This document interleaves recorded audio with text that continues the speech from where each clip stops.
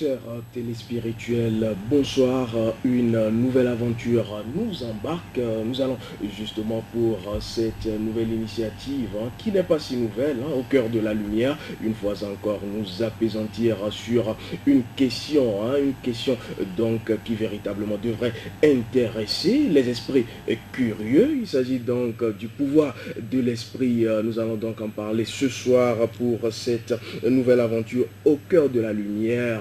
Et pour effectuer ce voyage dans ce monde, il nous tient la main, il est avec nous. Il s'agit donc de Sri Elmancio Godson.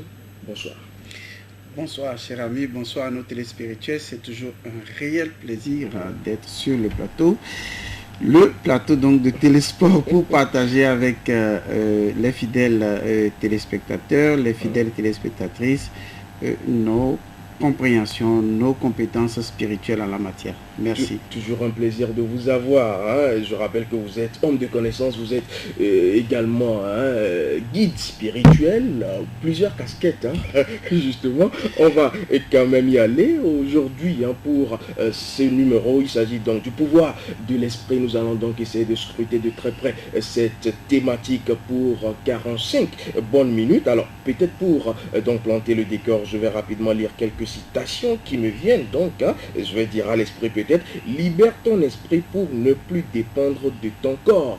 C'est donc Yamensky qui le disait. Entre autres, justement, Victor Hugo disait ceci: les plus petits esprits ont les plus gros préjugés. Et je vais prendre cette dernière maxime en citation: entre l'esprit religieux au vrai sens du terme et l'esprit moderne, il ne peut y avoir qu'antagonisme. Il s'agit donc de René Guénon. Voilà quelques citations pour jeter les bases donc de cette thématique au cœur de la lumière, le pouvoir de l'esprit. On va commencer réellement sur Godson par définir les concepts. D'abord, pouvoir, esprit. On commence donc par esprit. Comment est-ce qu'on peut comprendre justement ce qu'est l'esprit? Je vous remercie. Il faut dire qu'il y a deux formes de connaissance à la base: la connaissance physique et la connaissance métaphysique. La connaissance physique est celle auquel nous sommes la plupart du temps en accord. De façon générale, tout le monde croit savoir des choses sur ce qui se passe. Et cela vient de la perception de ses sens. On perçoit les choses que nous estimons réelles, on les touche, on les voit et on se dit: voilà, j'ai une certaine connaissance par rapport à cela. Ça, c'est la connaissance physique des choses. Mais il y a, entre autres, la connaissance métaphysique. Et donc, cette connaissance métaphysique cherche à nous plonger vers l'au-delà de la physique et donc dans les principes des choses. Et il est donc important que les gens comprennent que nous sommes en train de faire un exercice métaphysique. En métaphysique, il y a un principe métaphysique qui dit: l'esprit ou le tout est esprit, l'univers est mental. Le tout est esprit, l'univers est mental. Alors, l'esprit, c'est quoi? L'esprit, c'est tout simplement cette réalité, je ne vais pas l'appeler faculté, je vais l'appeler cette réalité qui est tout simplement l'élément qui permet de manipuler l'immatériel et le matériel. Il y a deux éléments de base qui sont à la base de toute chose: l'immatière et la matière, l'essence et la substance. Et donc ces deux éléments qu'on appelle l'immatière et la matière sont les deux réalités qui ont permis la création de toute chose. Alors, l'esprit est l'élément qui permet de manipuler les deux, c'est-à-dire d'utiliser à la fois la matière et l'immatière pour procéder à toute forme de création. C'est pourquoi je l'appelle souvent la frontière qui existe entre l'immatière et la matière, mais également l'élément par lequel l'immatière et la matière peuvent passer d'un état à un autre. Du coup, l'immatière peut devenir matière et la matière peut devenir immatière. Donc l'esprit est cet élément, cette réalité qui permet de faire de l'immatière la matière, de densifier, n'est-ce pas, la la matière ou l'imatière, mais également de dédensifier la matière et de la rendre subtile. Donc c'est le pouvoir, la capacité, si vous voulez, la fonction spirituelle qui permet d'utiliser l'imatière et la matière. Alors, dit comme cela, est-ce qu'on peut dire que l'esprit donc serait à l'origine, à la base même de la matière ou de l'imatière, ou justement maîtrise ces deux aspects? Il faut dire que selon le principe métaphysique, le tout est esprit. Ça veut dire qu'en réalité, que ce soit l'imatière ou la matière, c'est l'esprit. D'accord? Maintenant, il y a une autre fonction qu'on appelle le mental, qui est ce qu'on appelle généralement l'élément mécanique par lequel l'esprit va opérer. Parce que l'esprit ne peut pas opérer sans le mental. L'esprit a besoin du mental pour opérer. Le mot mental vient du mot mana, qui veut dire capacité, qui veut dire également pouvoir. Ce qui veut dire que l'esprit va utiliser cette fonction qui va le rendre capable d'agir, qui va lui donner son plein potentiel. Sinon, l'esprit est à la base l'élément qui synthétise l'imatière et la matière.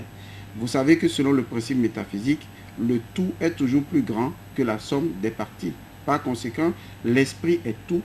La somme des parties imatière et matière constituent des éléments du tout, donc de l'esprit en réalité. Donc la réalité est fondamentalement esprit. Mais comme vous demandiez ce que c'est que l'esprit et qu'on ne peut pas l'appréhender avec les cinq sens, c'est pourquoi je vous ai conduit dans l'utilisation fonctionnelle de l'esprit pour vous montrer que l'esprit, c'est cette dimension de nous, d'accord, ou le tout de nous qui permet d'utiliser à la fois l'imatière et la matière. Donc si vous cherchez quelque chose qui peut utiliser à la fois l'imatière et la matière, de rendre la matière immatière et de rendre l'imatière matière, cette chose qui peut le faire, c'est l'esprit. Et donc l'esprit est le fondement des deux. Voilà, l'esprit est le fondement des deux. Exactement. Justement, peut-être cette question qui trottine à l'esprit également, à vous entendre, est-ce qu'on peut dire que tout est esprit ou tout a un esprit? En fait, il faut partir de le tout est esprit et donc d'aboutir à la vérité selon laquelle tout est esprit. D'accord? Tout est d'abord esprit avant que vous nous dites que tout a un esprit. Mais en fait, c'est mal dit quand on dit que tout a un esprit, mais en réalité, tout est esprit. Tout est esprit. Tout est absolu. Absolument tout est esprit. D'ailleurs, c'est une loi du monde physique qui dit que tout est esprit et étant esprit, tout est uniquement esprit. Maintenant, ce que nous utilisons comme micro, la tenue portée, l'ordinateur, le téléphone, tout ce que vous utilisez, tout cela, c'est esprit, mais perçu dans des dimensions différentes. Donc, quand on perçoit l'esprit dans la dimension de l'esprit, on l'appellera l'esprit. Mais quand on le percevra dans la dimension physique, on l'appellera physique. Mais en réalité, ce ne sont que des perceptions différentes de la même et unique réalité qu'est l'esprit. Donc, en réalité, votre corps est naturellement esprit. Mais quand vous le percevez dans une dimension physique, vous l'appelez corps physique. Et vous vous illusionnez au fait que, en fait, peut-être ce n'est pas l'esprit. Alors qu'en réalité, vous ne devez pas vous accrocher à la forme de la chose. Mais vous devez comprendre que derrière la forme, il y a l'essence de la forme qui préexistait à la forme et par laquelle la forme naquit. Du coup, c'est à cette chose-là, sans forme, de laquelle la forme naquit, qui est l'essence de la forme, qui est l'esprit. Donc, l'esprit peut faire prendre forme à n'importe quoi, d'accord, ou peut être n'importe quelle forme, mais au fond, c'est l'esprit. Votre corps est esprit. La table est esprit, tout est esprit. Vous les décomposez, vous utilisez l'esprit pour percevoir. Vous allez voir que pour l'esprit, la matière est immatière et l'imatière est matière, parce que pour l'esprit, c'est la même chose.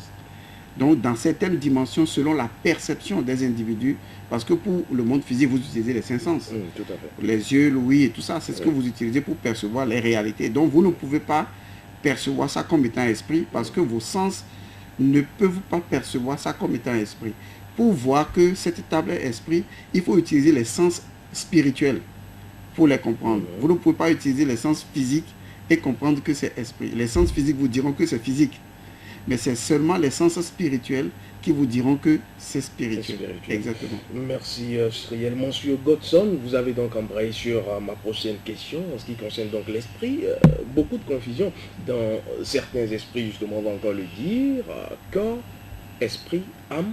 L'esprit et l'âme, véritablement, est-ce qu'ils sont, ils sont en conflit ou ils sont la même chose ou en réalité, c'est deux entités bien différentes? Ok, je crois que c'est une question qui a toujours taraudé les esprits et les gens ont toujours eu du mal à trouver des réponses.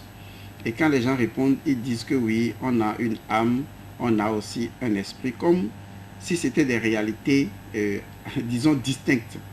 Alors, allons de façon très simple. Fondamentalement, à la base, à la source de tout, c'est l'esprit. Donc, vous, moi, nous sommes esprit, fondamentalement. Mais comme je le disais tantôt, l'esprit étant le tout, l'esprit a besoin de fonctionner.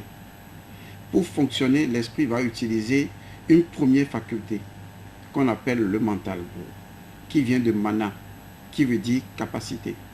Donc, le mental va être la première faculté, la première fonction qui va rendre l'esprit capable d'agir. À partir du mental, tout peut être créé. D'accord? Donc, quand l'esprit va utiliser le mental, on l'appellera tout simplement le mental. Mais dans la dimension du mental, on sait que c'est l'esprit qui est transcendant au mental. Mais le mental seul ne suffit pas, car l'esprit dans le mental utilise une fonction précise. La capacité de raisonner, la capacité d'architecture, de conceptualisation du monde, de mathématiser le monde. Parce que le monde est né des nombres. Pour que cela soit faisable, il faut que l'esprit utilise une fonction capable de mathématiser le monde. Et c'est le mental. La première énergie capacitaire pour rendre l'esprit en action, l'esprit capable de. Mais lorsque l'esprit aura passé cette étape en utilisant le mental, l'esprit va utiliser maintenant un autre corps, une autre nouvelle dimension qu'on appelle l'âme, en fait, qu'on appelle de base le corps astral. D'accord? Mais pendant que l'esprit va utiliser le corps astral, il faut que l'esprit descende dans le corps astral pour pouvoir l'utiliser. Donc, pour quelqu'un qui est dans le monde physique et qui voit que l'esprit est descendu dans le corps astral pour l'utiliser, il appellera ce corps-là le corps astral à l'intérieur duquel se trouve l'âme. Donc, à un niveau supra, on dira l'esprit, mais sur le plan astral, on l'appellera l'âme. Est-ce que vous voyez? Alors que sur un autre plan, on l'appellera également énergie. Ou sur un autre plan, on l'appellera tout simplement le sang. C'est pourquoi certaines personnes vous diront que le sang est l'âme du corps. Pendant qu'en réalité, on sait très bien que nous avons une âme. En fait, dire que nous avons une âme, c'est également important. Nous sommes une âme. Nous sommes une âme et nous avons un corps. Et donc, en quittant le plan astral pour aller dans le monde de l'esprit, cette même âme va devenir esprit. Donc, en réalité, notre première essence, c'est l'esprit. Mais qui va avoir un autre nom lorsqu'il rentre dans le monde astral, qu'on va l'appeler âme, et qui va être connu dans le monde physique comme étant le sang ou vu dans le monde astral comme étant l'âme. Mais comme l'âme doit se spiritualiser, la spiritualisation de l'âme en partant du monde astral vers le monde mental ou au-delà du monde mental va faire de cette âme-là, va transformer cette âme en esprit. Du coup, on parle toujours de la même conscience, d'accord, qui est l'esprit à des niveaux différents, qui quitte sa dimension esprit, mais qui descend dans le mental et générer la force mentale, mais qui va descendre dans le monde astral, qui va générer la force animique. Vous voyez, la force animique, c'est ça qui est appelé l'âme.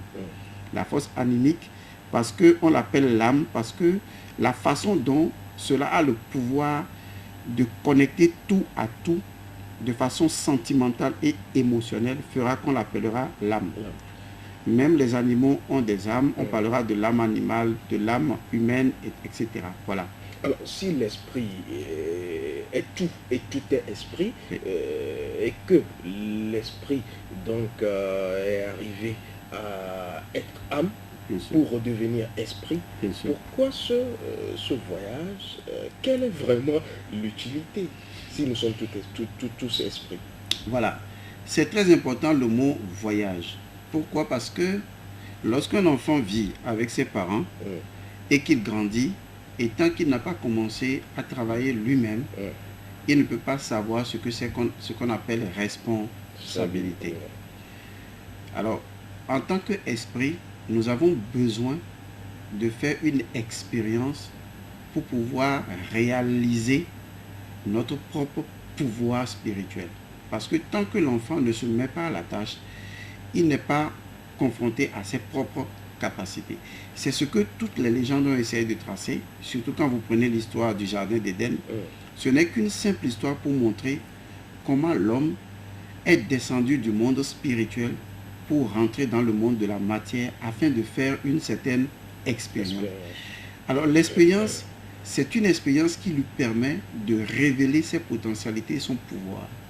Donc nous sommes ici sur Terre, incarnés dans le corps physique, en tant qu'esprit, mais dans un corps physique, pour pouvoir, disons, éveiller tous les pouvoirs de l'esprit, selon un simple principe. En présence de ce qui n'est pas, ce qui est n'est pas. Vous ne pouvez pas faire l'expérience du chaud sans le froid. Vous ne pouvez pas faire l'expérience de ce qui est subtil sans ce qui est lourd. On peut reprendre ce principe? je sais que c'est un peu subtil. Justement. Je l'explique et je dis la pensée. D'accord. C'est-à-dire, comment peut-on connaître le bien et savoir que c'est bien tant qu'on n'a jamais fait l'expérience de son opposé? On est d'accord. Comment peut-on connaître l'expérience du chaud et dire que c'est chaud alors qu'on n'a jamais fait l'expérience de son opposé? Comment peut-on faire l'expérience de ce qui est esprit si on ne fait pas l'expérience de ce qui apparemment semble ne pas esprit?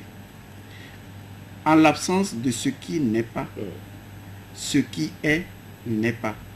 Donc il faut forcément ce qui est contraire à ce qui est pour que ce qui est soit et sache qu'il est ce qu'il est. Autrement, il ne peut pas savoir qu'il est ce qu'il est. Donc cette expérience s'appelle l'éveil. Car je ne peux m'éveiller à qui je suis que lorsque je me retrouve dans qui je ne suis pas. Et donc, dans le qui je ne suis pas, m'oblige à réfléchir sur qui je suis. Donc l'expérience de l'incarnation nous permet de prendre conscience que n'étant pas ce qui est en ce moment en train de se dérouler, nous allons faire la quête de ce qui est. Parce que quand on était ce qui est, on ne savait pas que c'était ce qui est, puisqu'on n'a jamais fait l'expérience contraire à cette expérience-là. Il nous fallait faire cette expérience. C'est ça le but de l'incarnation. C'est ça le but de l'existence. C'est ça le but de ce jeu divin. Voilà. Alors, il y a une phrase qu'on répète souvent. On apprécie la valeur d'une chose que lorsqu'on la perd. Exact. C'est parfaitement ça. Parce qu'aujourd'hui, toute l'humanité se pose la question de savoir pourquoi on a comme l'impression que, entre griffes, Dieu a laissé faire ce qui s'est passé dans le Jardin d'Éden. C'est une histoire mythique, d'accord, mais ça nous sert de base de réflexion. Simplement parce que ce n'est pas Dieu qui a mis ce mouvement en place. C'est tout simplement le fait que c'est l'évolution naturelle dans le processus d'involution d'une entité spirituelle.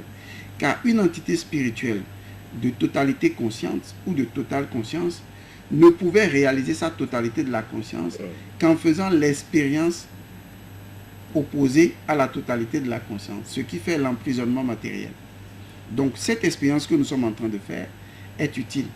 Regardez comment Adam et Ève pouvaient-ils savoir, excusez-moi, qu'il est interdit de manger le fruit défendu. Comment pouvaient-ils le savoir puisque dans leur conscience, ils ne savaient même pas ce qui est bien et ce qui ne l'est pas. Donc il était inévitable que l'expérience ait lieu. Parce que pour que tu dises à un enfant, ne touche pas le feu, il faut que l'enfant comprenne d'abord le concept du bien et du mal, ce que Adam et Ève, visiblement, n'avait pas. Donc, il ne comprenait pas l'interdit. Du coup, c'est une espèce de scène mystique ou mythique pour montrer que tant que nous n'avons pas fait l'expérience de ce que nous ne sommes pas, nous ne pouvons pas apprécier, valoriser, valider ce que nous sommes vraiment. Et c'est ça. Et c'est ça, merci, merci Sri Elmancio Godson, mais justement, beaucoup qui nous regardent s'interrogent, esprit, on a justement l'habitude de dire, ce n'est pas une vue de l'esprit, mais beaucoup diront également qui n'ont jamais fait l'expérience de l'esprit, en réalité, comment aller à l'esprit ou communiquer avec l'esprit finalement, puisque c'est une conceptualisation immatérielle, est-ce que c'est possible? C'est parfaitement possible parce que nous sommes partis du principe que tout est esprit. Et donc, par conséquent, nous avons une représentation tangible de l'esprit. Et cette représentation tangible de l'esprit, naturellement, c'est le corps. Vous voyez, votre corps est ce que je pourrais appeler une manifestation de l'esprit. Je le dis autrement, pour que les gens nous comprennent. Ce n'est pas l'esprit qui a pris un corps seulement. L'esprit n'a pris que le corps que l'esprit s'est créé lui-même. Or, l'esprit ne peut pas créer un corps, d'accord, qui ne corresponde pas à la nature de l'esprit. Ça fait un peu mal ce que vous dites, quand on comprend vraiment. Oui, je reprends. Oui. Avec un exemple palpable, Oui. pour que ça soit accessible. Prenons de l'eau. Il y a l'eau liquide, il y a l'eau solide qu'on appelle de la glace, mais il y a également l'eau sous forme de vapeur d'eau. Ok, prenons la chose sur les 3 dimensions. L'eau sous forme de vapeur d'eau, c'est l'esprit. L'eau sous forme de liquide plate, c'est l'âme. L'eau sous forme de la glace solide, c'est le corps. Dites-moi, entre les 3 états, quelle est la différence? Absolument aucune. La différence, c'est que, si on peut parler de différence, c'est qu'il y a un qui est à un état de vapeur, un autre qui est à un état liquide et un autre qui est à un état solide. Ce qui veut dire qu'en réalité, nous sommes tout simplement avec le même élément, mais dans des états différents. Donc, en réalité, pour revenir à notre corps physique, le corps, c'est la glace. L'esprit, c'est la vapeur. Alors, quelle différence entre la vapeur et le corps? Il n'y en a pas, puisque c'est toujours H2O. Mais la différence semble se trouver dans la forme. Dans la forme comment? Dans sa densification. Donc, on dira que la glace, ce n'est que la vapeur d'eau densifiée. Donc, le corps, en réalité, de façon manifeste, n'est que la face visible, je dis bien la face visible de l'esprit. Votre corps est une partie de votre esprit. Le corps n'est pas quelque chose qu'on a fabriqué ailleurs, on a venu chercher l'âme pour mettre dedans. D'ailleurs, un corps et une âme ne peuvent jamais être ensemble si le corps ne possède pas les éléments similaires à la nature de l'esprit.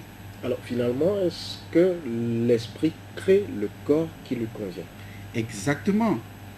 L'esprit crée le corps qui lui convient. Il ne peut en être autrement. Sinon, comment peut-il l'habiter? C'est son énergie qui doit créer le corps afin qu'il se retrouve dans cette énergie-là. Mais si le corps était créé pour lui et que lui, il va quitter ailleurs pour s'y incarner, qui justifie l'adéquation ou la synchronisation entre les vibrations? Personne. C'est d'ailleurs pourquoi les Égyptiens qui avaient compris cette science ont sorti un principe très important qu'il faut que tous les téléspectateurs gardent à l'esprit, ou téléspirituels gardent à l'esprit, et d'ailleurs que vous allez garder souvent, qu'il ne faut pas oublier, qui est le suivant. Tout existant préexiste à sa propre existence. Tout existant préexiste à sa propre existence. Donc vous ne pouvez pas trouver un existant qui n'avait pas préexisté à sa propre existence.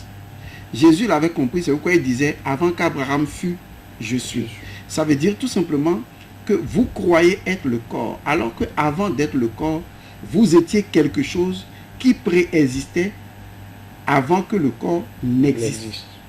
Et donc cette chose qui préexistait avant que le corps n'existe a participé naturellement à la création de votre corps. Autrement, il ne peut pas pénétrer ce corps, il ne peut pas y entrer, il ne peut pas être en adéquation vibratoire avec. C'est la raison pour laquelle en médecine, il y a une pensée très forte qui est souvent très incomprise des médecins eux-mêmes, qui dit un esprit sain dans un corps sain. Beaucoup de personnes passent à côté de cette phrase. Et aujourd'hui, la médecine a démontré naturellement son incapacité et passe complètement à côté de la véritable compréhension de cette phrase. Et qu'est-ce que la médecine fait? La médecine a commencé à s'occuper, des corps physiques. En disant oui, il faut travailler les corps, il faut rendre les corps bien et tout.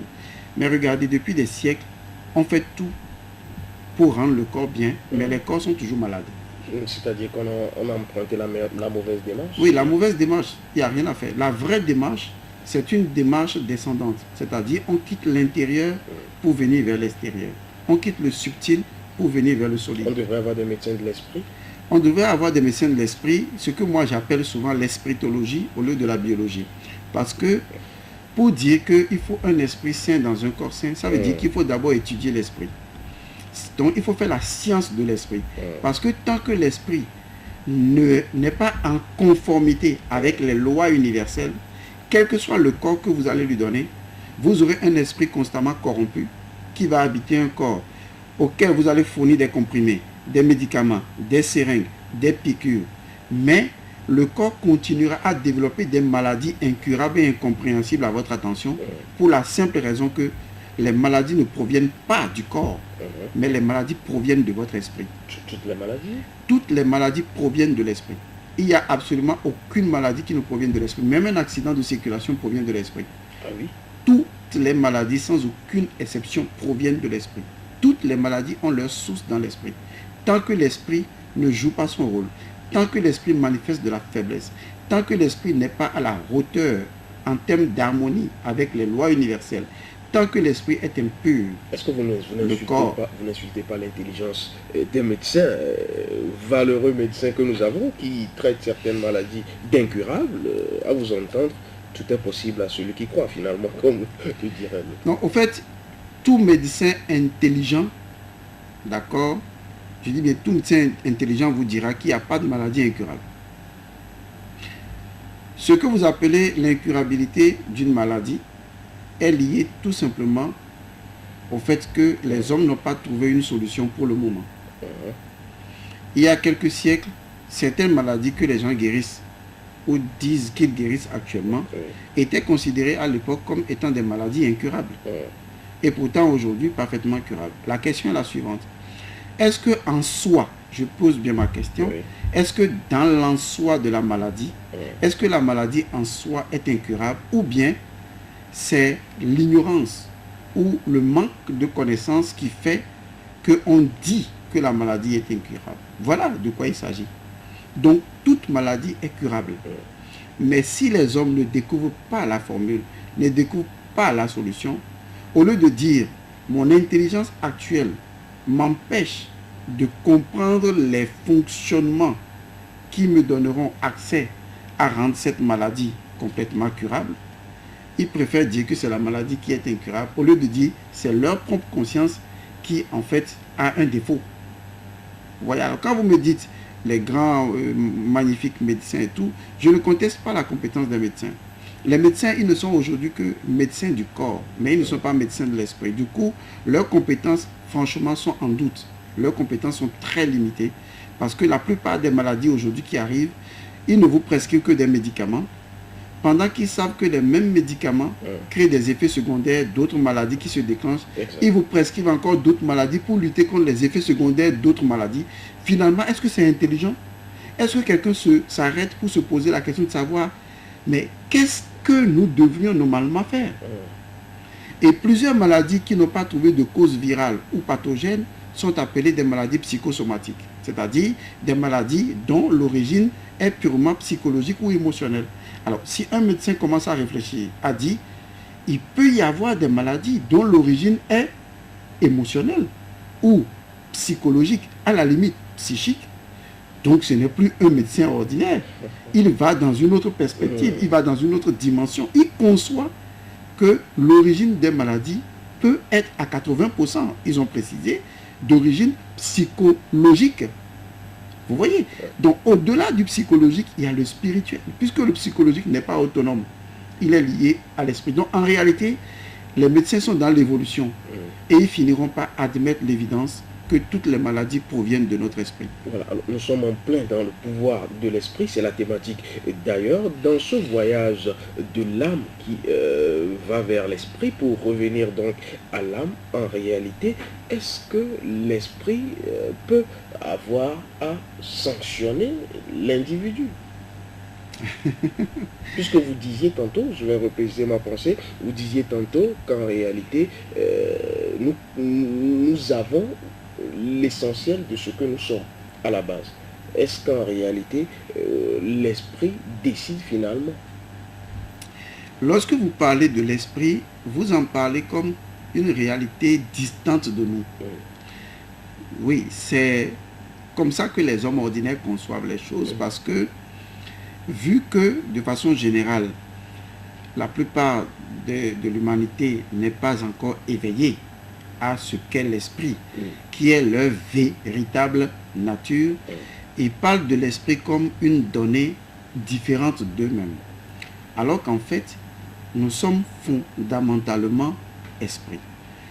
Et c'est justement la méconnaissance de cette vérité première, à savoir, je suis esprit, et entamer le chemin de la connaissance de l'esprit, c'est ça qui est le défaut qui crée les conditions désagréables dans notre vie. Vous allez voir qu'aujourd'hui, beaucoup de choses, à plus de 80%, nous arrivent sans qu'on comprenne pourquoi. Justement. Et quand on ne comprend pas pourquoi, qu'est-ce qui se passe? On préfère dire que c'est le hasard. On préfère dire que c'est la volonté de Dieu. N'est-ce pas? C'est ça. Oui. Mais qui aujourd'hui s'est assis un jour pour dire, ok, analysons tout ce qui nous arrive, dont nous disons que ça ne dépend pas de nous, que ça dépend d'une volonté qu'on appelle Dieu, ou de la nature, ou du hasard. Essayons d'y réfléchir. Est-ce que quelque part, nous ne considérons actuellement qu'une certaine dimension de nous, dont nous avons conscience qui interagit, et que nous oublions en fait d'autres dimensions de nous qui sont tout autant actives, dont les lois, nous ne les maîtrisons pas encore. L'esprit est une dimension dont les pouvoirs sont illimités et infinis. Plus important que le corps finalement. Parfaitement. Regardez, vous prenez une personne qui prend sa voiture ou sa moto et qui va faire un accident. Il dira, selon lui, la vieille au village, c'est la faute de l'autre chauffeur, c'est quelqu'un qui m'en veut, le feu ne fonctionnait pas. Il va trouver toutes les raisons. On lui concède. Ou finalement, il va dire, bon, c'est peut-être la volonté de Dieu. Ou, pourquoi pas, le diable.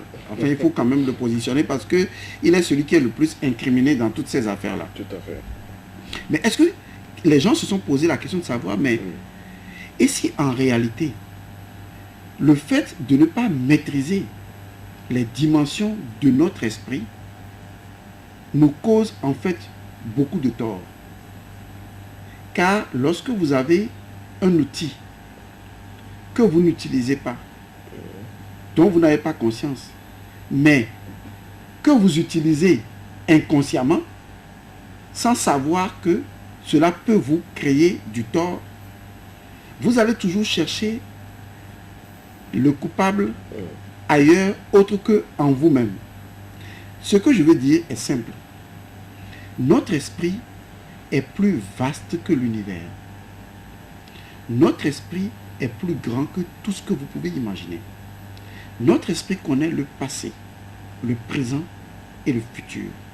Notre esprit est le pouvoir le plus grand qui réside en nous. C'est le Dieu absolu de notre conscience. Nous sommes, en tant qu'esprit, le Dieu de qui nous sommes nous-mêmes.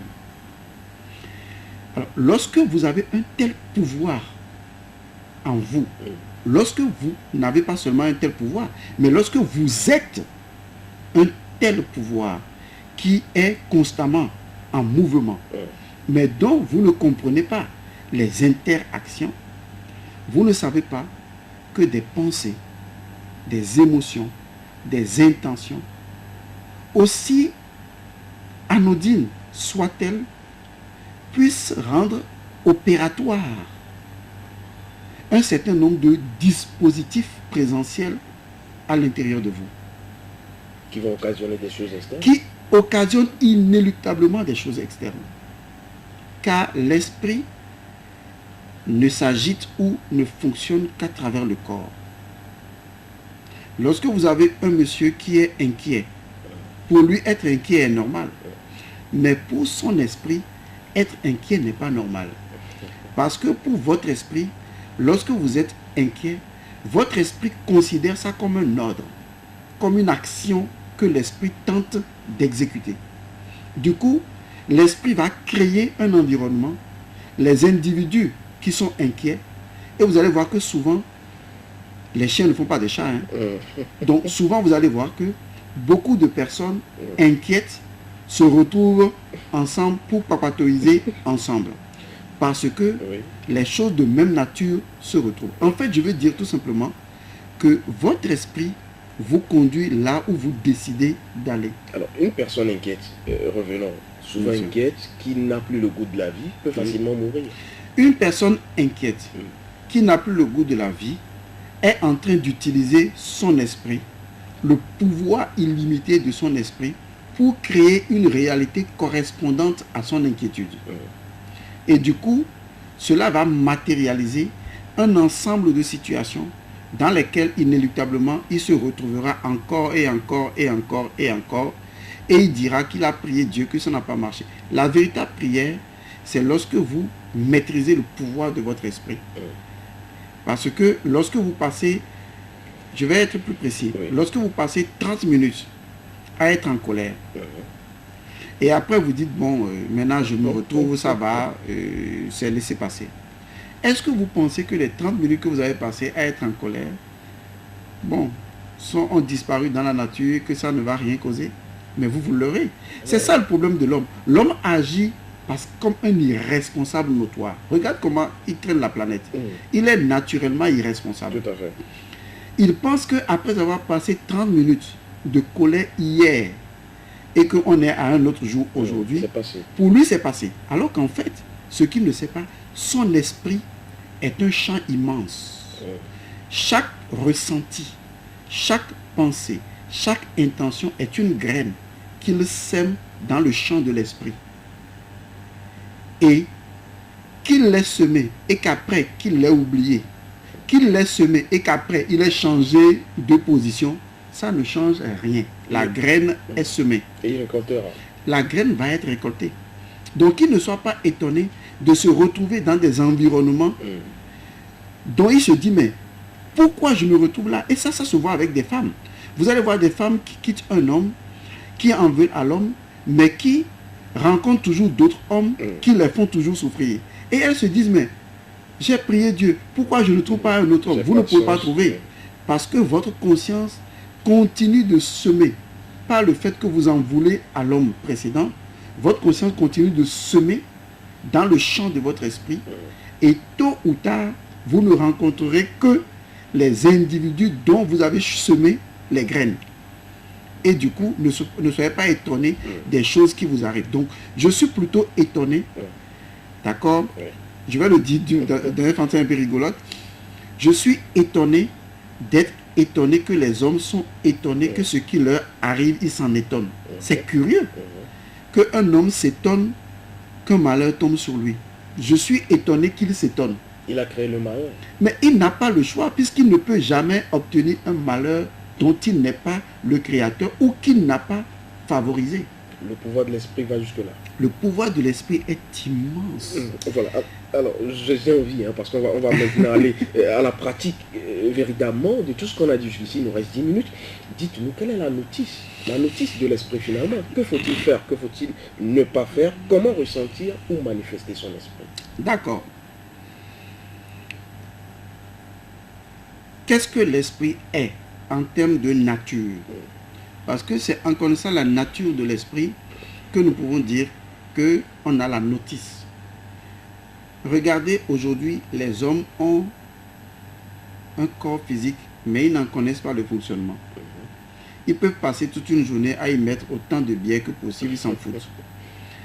Ils ont un esprit ou ils sont esprits, mais ils n'en connaissent pas la notice. La première chose à savoir sur l'esprit, c'est que l'esprit est tout.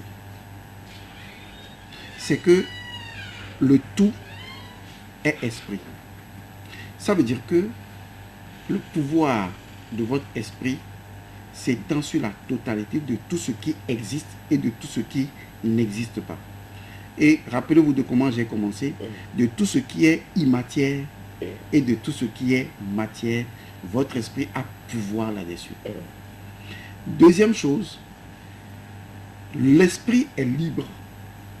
Donc, votre esprit, ou vous êtes libre de créer la réalité que vous voulez. Mais quel que soit votre choix, vous devez en assumer intégralement les conséquences. Donc, savoir que la notice de l'esprit, premièrement, c'est que l'esprit, dans sa nature, est le pouvoir total qui manipule l'immatière et la matière. Savoir que l'esprit est libre et que vous pouvez créer ce que vous voulez tout en étant responsable. Cela permet à chacun, avant d'agir, ou non, attention, avant d'avoir une intention même, il doit réfléchir. Parce que s'il ne sait pas faire, même une simple intention à l'endroit de quelqu'un peut constituer, même un mois après, alors qu'il a oublié déjà cette intention, la cause d'un accident dans sa vie. Parce que l'esprit, c'est comme un océan. Et quel que soit le petit mouvement que vous faites sur la surface de l'eau, ça se répercute sous forme des ondes qui envahissent toute la surface de l'eau. Merci Sriel, monsieur Godson. Malheureusement, du côté de la réalisation, me fait donc comprendre qu'il nous reste un peu moins de 2 minutes. Je vais donc dire que pour la prochaine fois, on aura peut-être, pourquoi pas, à disponibiliser un contact pour pourquoi ne pas avoir donc des messages, des SMS WhatsApp, tout comme SMS traditionnels, pour que cela soit interactif si vous en avez convenance. Justement, merci. Nous sommes donc arrivés, et justement, ce thème ne pourra donc être épongé définitivement. Nous sommes donc arrivés véritablement à la première fin de ce thème, le pouvoir de l'esprit. Ce fut un plaisir. Merci de nous avoir tenu la main et à la prochaine fois. Merci. Merci également à vous, chers téléspirituels. Notez les horaires dans votre calepin. C'est donc tous les jours, les jours en ce qui concerne véritablement le week-end. Le premier jour, c'est donc samedi. Samedi à partir donc de 18h à 19h. La rediffusion de ce programme, c'est donc les dimanches à partir de 20h. Prenez donc conscience du pouvoir de votre esprit. À très vite.